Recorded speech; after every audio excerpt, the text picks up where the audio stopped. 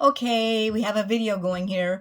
It's Sunday afternoon, and Kip and the puppy dogs are napping, and I was getting bored just sitting there watching them. So I came down to my cottage. You know, it's short-lived now. We're trying to sell our house, and the cottage is part of the deal. So I needed to spend a little time here. And you are going to be surprised by what I'm going to do. I heard a song in church this morning. The Jubilation Five sang it, and they sounded so good, but it has been running through my head over and over and over again, and it doesn't sound nearly as good because it's my voice. When a song goes through my head, I hear my voice. And so, it was Daddy sang bass, Mama sang tenor, me and little brother joined right in there. And Johnny Cash sang it. May the circle be unbroken by and by, Lord, by and by. Something like that. But that is a good song. But I was trying to think of some other songs to keep that one from going through my head. And I was thinking about some songs that I learned as a kid. I think my voice was better when I was a kid. But one of them was I was bound and determined I was going to learn this song. It took me a long time to learn it because it's one that you just sing really fast. Part of it anyway. So can you tell I'm just dripping? It's hot in here, and I want to turn the air conditioner on because it makes a lot of noise. Not good for background. Okay, here's the song. There was a frog lived in the well. Sing song kitty, can't you cry me, oh? He was so fat that he could not swim. Sing song kitty, can't you cry me, oh? Key me over there, where me hi, me ho. Me in come Sally single, sometime pennywinkle, in step muskrat, bigger than a big cat. Sing song kitty, can't you cry me, oh? That's a good one for your breath because it takes a lot of breath, but I dare you to do that 3 times real fast.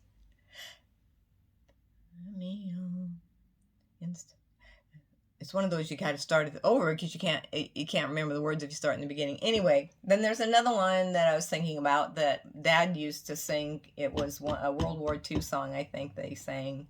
I didn't remember all of it, but part of it was, be kind to your web-footed friends, for a duck could be somebody's mother. Be kind to your friends in the swamp, where it's often cold and damp. That means damp, but damp didn't rhyme, so I guess they changed it to damp. Anyway, I got to think of an encore finale, I guess, or something. So I'm going to pause for a second. Okay, that's enough. We're back. A friend of mine gave me all of this sheet music, and I used to be able to read music because I played the saxophone for 9 years. But I can't read it anymore, and if I could read it, I couldn't sing it anyway because there are some really pretty songs in here. But I butcher them, so that doesn't seem quite right, butcher a religious song. There's some really good ones in here. I should give this to somebody who can sing because there's some in there that I haven't heard before, but the words are really great. Well, I don't think I'll sing anymore right now. I want to show you a couple things. Oh, I'm just sweating.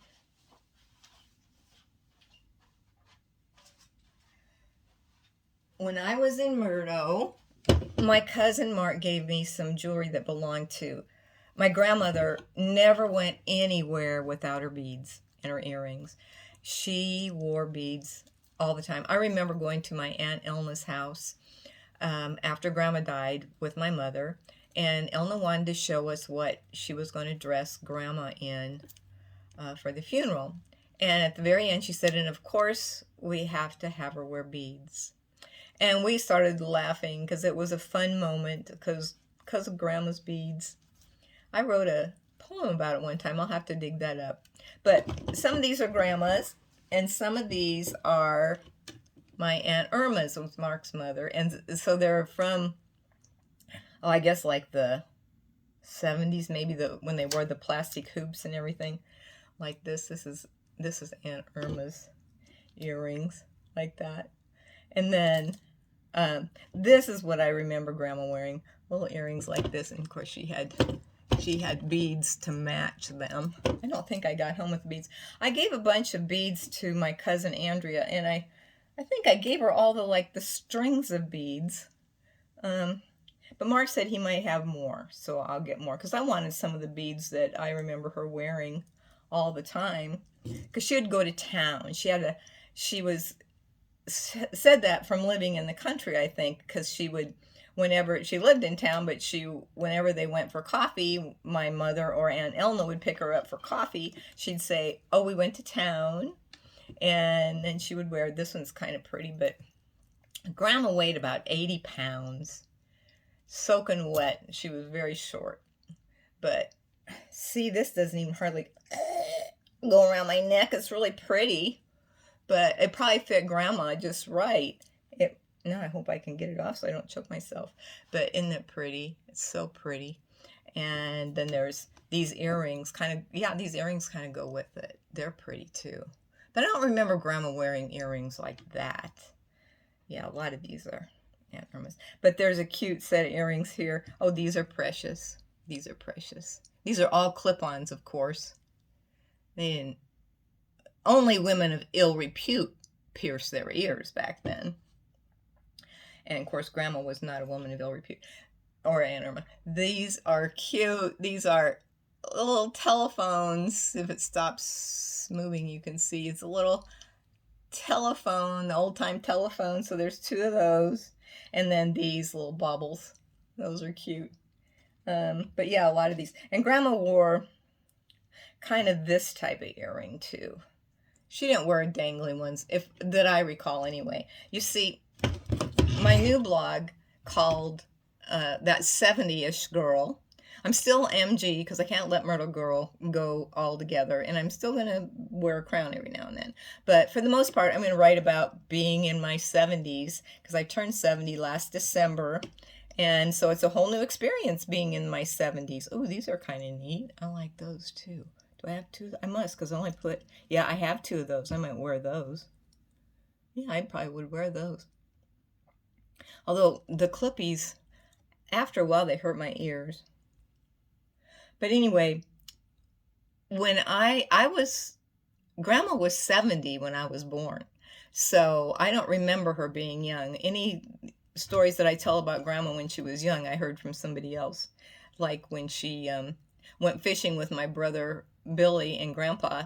They went, they walk all the way around the dam, and then they'd fish, and then they'd come back, and Grandma would sit in the car and write cards or do something like that. Well, they got back from this one escapade around the lake, and Grandma was sitting on a rock writing her cards, and the car was in the water.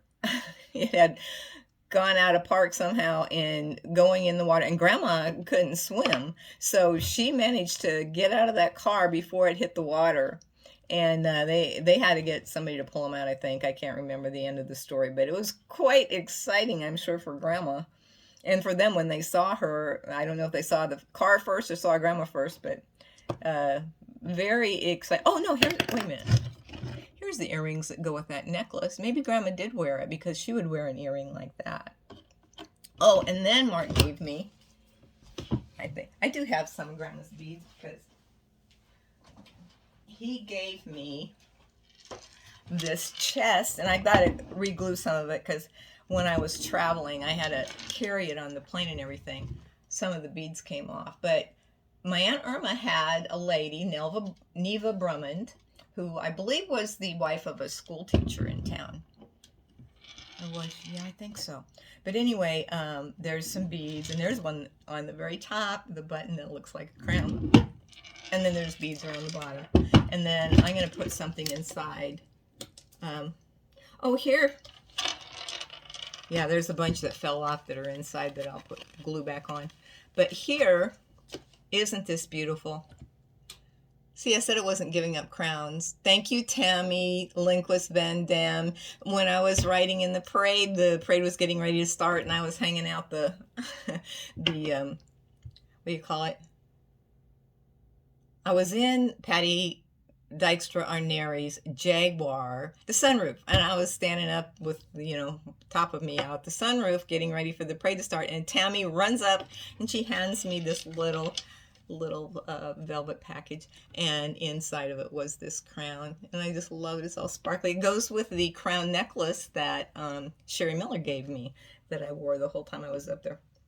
So anyway, I'm going to see if Mark has more of the strings of beads, because that's probably my fondest memory of Grandma Sanderson, was the fact that she wore her beads all the time, and her stockings, she was so little that they were wrinkled all the time.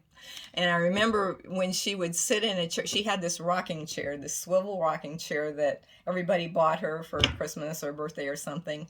And she was like Carol Burnett. She would stand up before she got in the rocking chair, and I don't know if you can see me, she'd go like this, and then she'd fly back and land in that rocking chair. And every time we were afraid that rocking chair would go whoop and land her on the floor, but somehow it would stop short of doing that. And she never was afraid. She just thought that was the way you sat in a rocking chair, I guess. So fond memories of my grandma. And she was probably in her 80s, must have been, before I could really remember what she did myself. And it kind of gets blurred now between what I've heard and what I remember, because when she was 80, I was 10. So, but anyway, it was fun. So happy Sunday. I'm going to go see if everybody's awake, and then do something that needs to be done with this move and everything. All right.